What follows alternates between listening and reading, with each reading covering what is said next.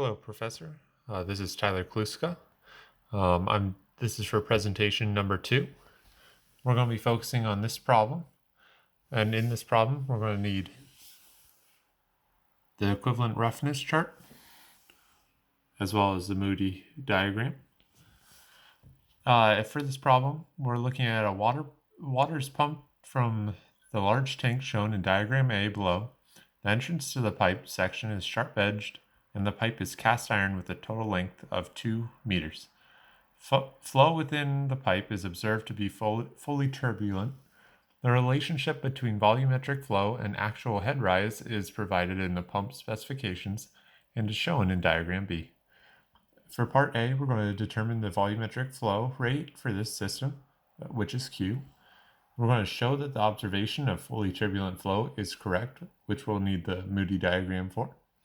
We're going to look at part C, which is the pump is 70% efficient. Determine how much power we're going to be supplying to the pump, and we'll look at the shaft power on that one. All right, let's get this set up real quick.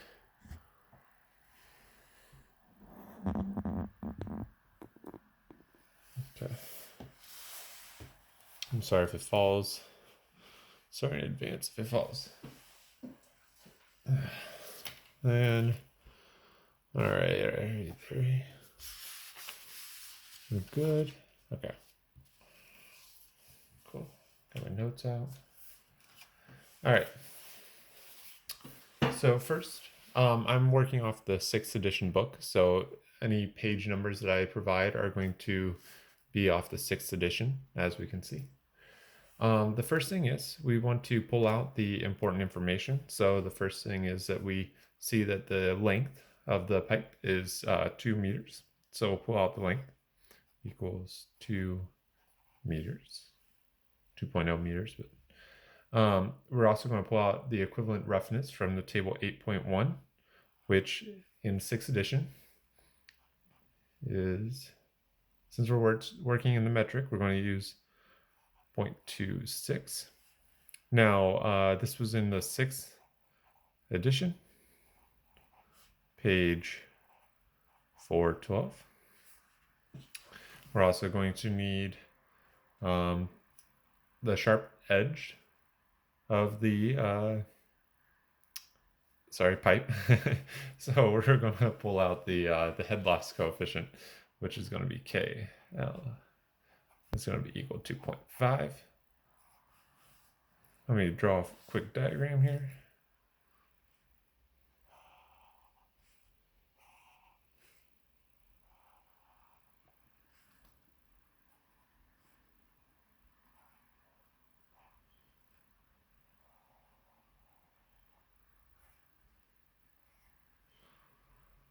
And there we go. Here's the water. Goes to here, 6 meters.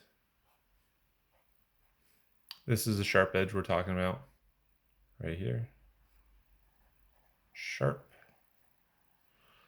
Here's our pump. And this diameter right here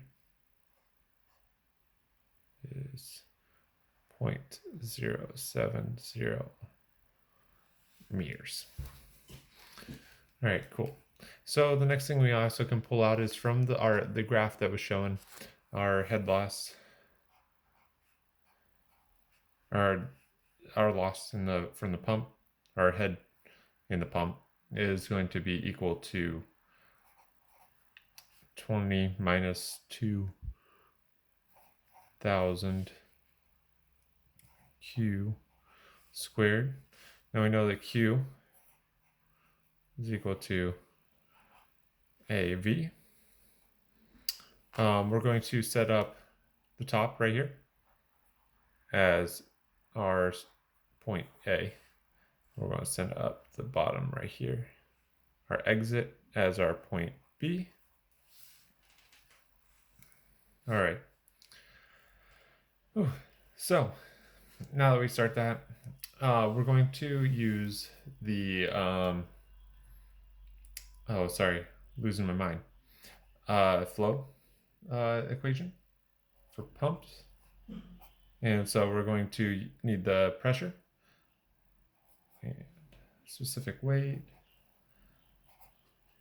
and then the velocity at A squared over 2g plus z at A plus the head of the pump, which is going to be equal to the pressure at the exit over the specific volume plus our specific weight plus velocity at the exit squared over 2 times g plus zb plus the head loss. All right, now we got the basics set up. The first thing that we want to look at is the fact that both, let me make sure you can see. Okay.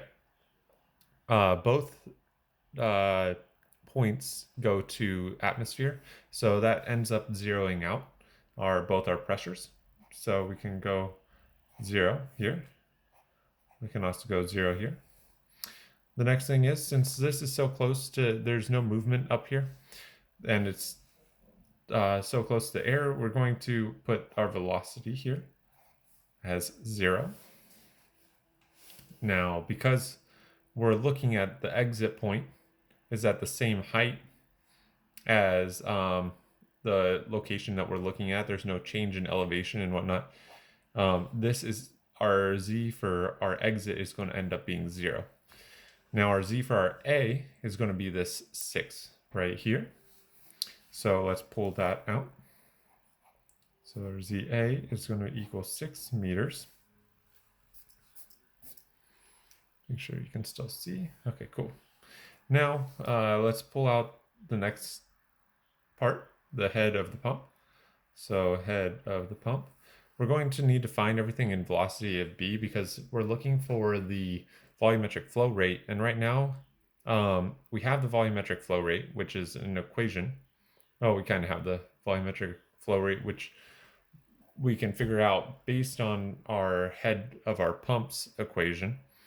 And we can also, we know the area of the exit as well. So what we really need to find first is going to be our V, our velocity B.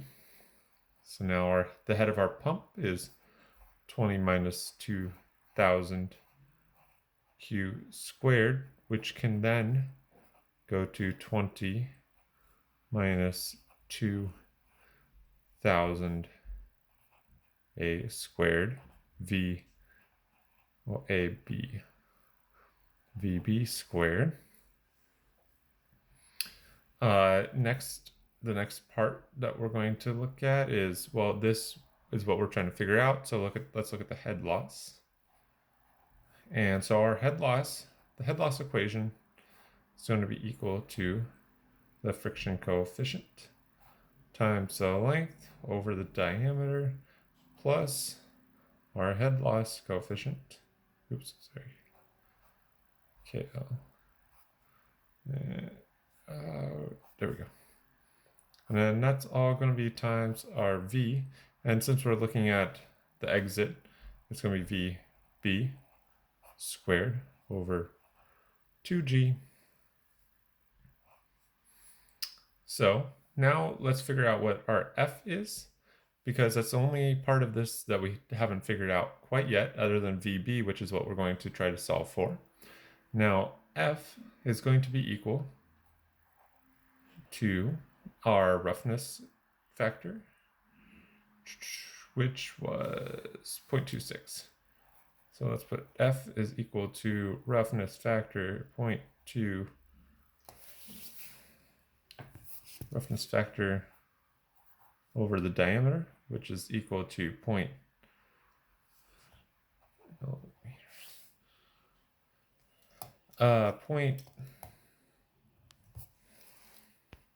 Let's make it, because this is in millimeters and our diameter is in meters, let's just make this one meters. I know it adds a lot of extra zeros, but let's make it 0.00026 meters over 0.070 meters.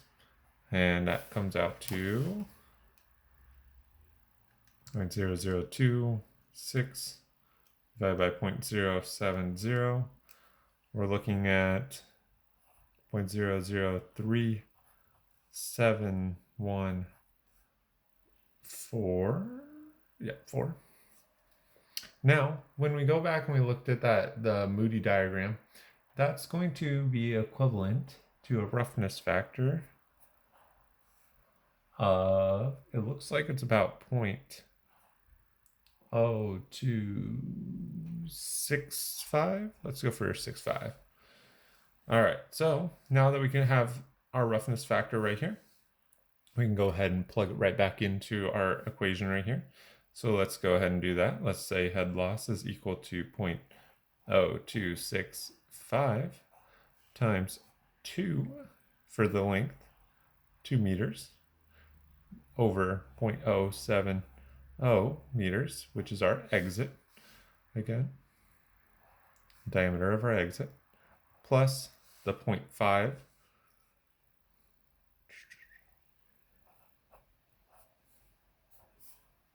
times v velocity of the exit squared over 2. And we can go ahead and toss 9.81 in here for 9.81 meters per second squared for gravity. Oh, cool. Make sure I didn't forget any. Yeah, cool. Now we can go ahead and we can plug it right back into this equation. Well, remember 0. We have the first pressure is 0. Velocity for the entrance is 0. The velocity, or the pressure for the exit, is 0 because that's the atmosphere as well. So let's go ahead and plug in the first one, which is the height. So 6 meters plus, make sure you can still see. Okay. 6 meters plus 20 minus 2,000. Now let's go ahead and put in the equation for A, the area of the exit, which is going to be pi over 4 d squared, square that, and then VB squared, and it's going to be equal to V velocity at the exit over 2g. We can go ahead and put in gravity here, which is 9.81 meters per second squared. Okay, still visible.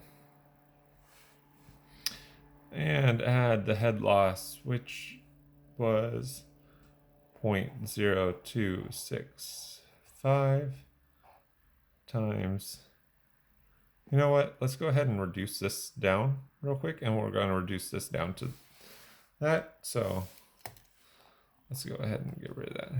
Try not to shake it too much. 0.0265.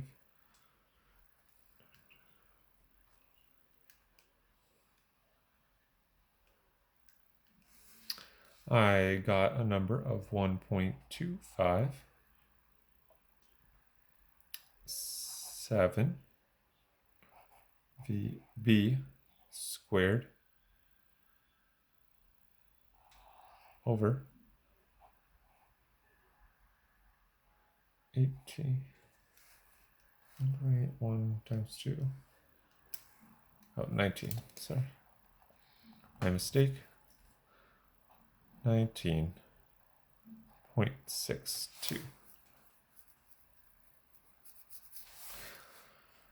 All right, so now we have most of our equation, all the information put into our equation.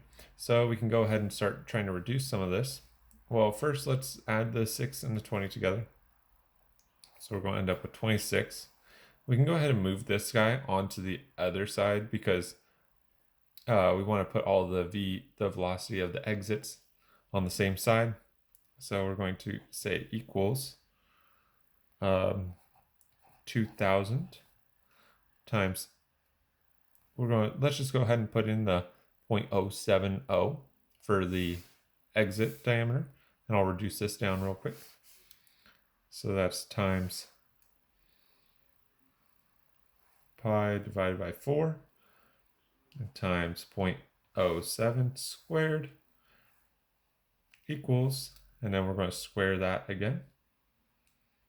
And that's going to be equal to 1.481 times 10 to the negative fifth VB squared equals, oops, sorry, not equals anymore. Since we moved it on to the other side, that's my mistake. Equals VB squared over VB squared plus 1.257 VB squared, all that over 19.62. Let's go ahead and reduce that down one more time. So 26 will be equal to 2,000 times this.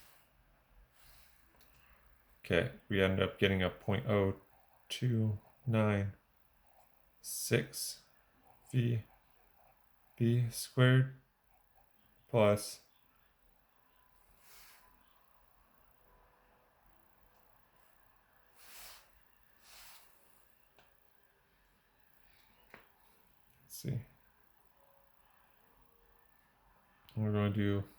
1 plus the 1.25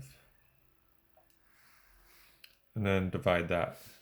So 1 plus 1.257 over 19.62, and that's going to come out to 0.115 VB squared.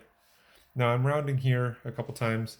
However, in my calculator, I bring all my digits all the way out. So sometimes these numbers may, if you use the same numbers I'm showing here, then you're going to end up with a slightly different answer, unless you do all the equations just as I'm typing them into my calculator and keeping all your digits. Now, since this is very easy to solve down, we're just going to go ahead and say VB is equal to the square root of 26 over 0.02296 plus 0.115. That's going to be equal to 0.1447. We're going to square root that. That's going to be equal to 26 divided by that guy. Square root it. And we're going to come out with a exit velocity of 13.4, let's just round to 1 meters per second. Now, what's great is we can go ahead and find our Q because we know our exit A and our exit velocity, so we can find our Q dot. So let's go ahead and put in Q is going to equal to pi over 4 D, which is 0.070 meters squared times 13.41 meters per second. That's all going to come out to times 0.070 squared times, looks like our answer comes out to 0.05159 meters cubed per second. So it's volume over time. Now that we got that, that's the answer for A right there. This is part A. Let's see, right about here. This is all part A. Let's go ahead and tear that guy off.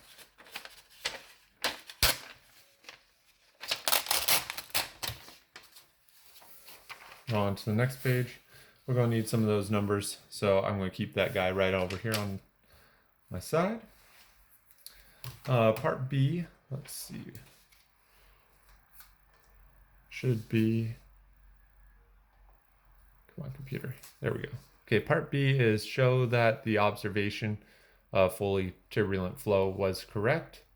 Okay, so how we're going to find that out is, well, now that we have the friction coefficient, and which is essentially the same as the roughness over the diameter,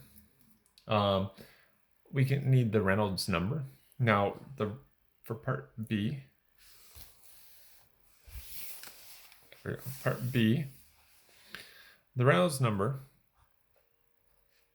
is going to be equal to density, V velocity at the exit, D diameter of the exit, over our mu. So I'm going to use 1,000 for, since we're working with water here, 1,000 kilograms per meter cubed times V velocity, which if we go back over here, we found our velocity to be 13.41. 13.41 meters per second.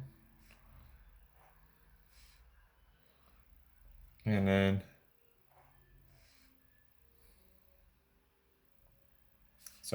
diameter 0.070 meters,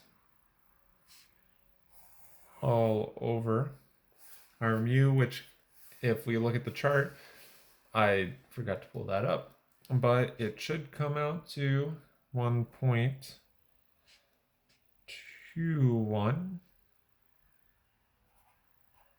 No, sorry, 1.12. That's what it was. 1.12 times 10 to the negative 3. 2 times.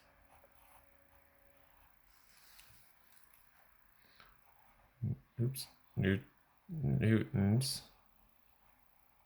seconds over meters squared. Meters squared. We're going to come out with a number that equals out to 1,000 times 41 divided by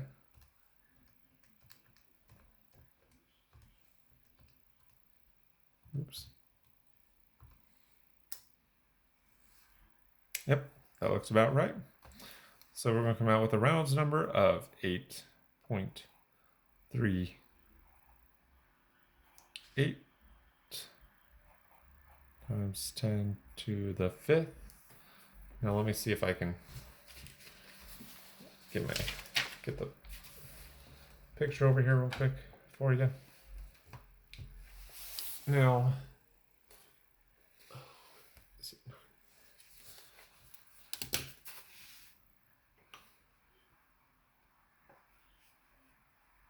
swap those real quick. Okay. Now, when we look at our graph here, we can see that for a Reynolds number of 8.38 right here, times 10 to the 5th, okay, we go up, we follow that line up. We also follow our roughness coefficient of 0.0265 across, and we end up on the right-hand side of the wholly turbulent flow. That means that ensures that our flow is fully turbulent.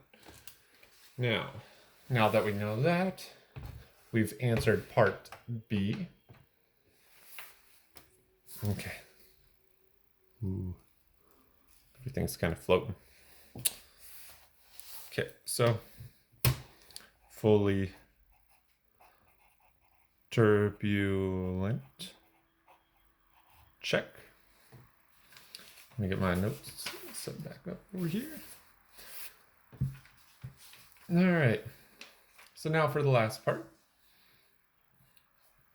what we need to do is we need to find if the pump is 70% efficient, determine how much power must be supplied to the pump. Okay, so our efficiency is 70%, which makes our efficiency equal to 0.70. Now, efficiency is going to be equal to our power over our input of work. So this is the power of output, and this is the work put in. Now, work will always be higher than the power that's output. So you always get a decimal right here. Otherwise, you have a perpetual machine, and that means that you would solve a lot of the world's energy problems. Anyways, so let's move this over. So the power in this case is the power of our fluid over the work of the shaft on the pump. Let's go ahead and drop that down in here. Now we can replace the power of the fluid with the density times the gravity times our volumetric flow times the head of our pump, head loss of our pump. Now that's all going to be over the work of our shaft. Now, since we know this number and we are trying to figure out the work of our shaft, we can just swap these two. So we're going to end up with work shaft. It's going to be equal to the density times the gravity times the volumetric flow times the head of the pump over the efficiency, which is 0.7.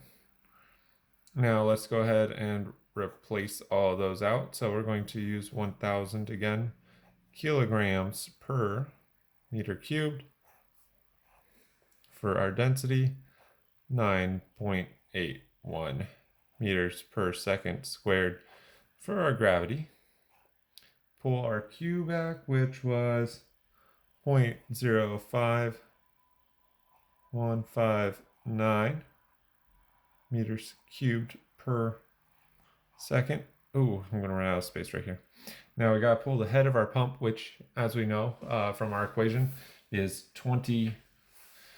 I'm just going to go ahead and put it right here. 20 minus 2,000 times Q, which is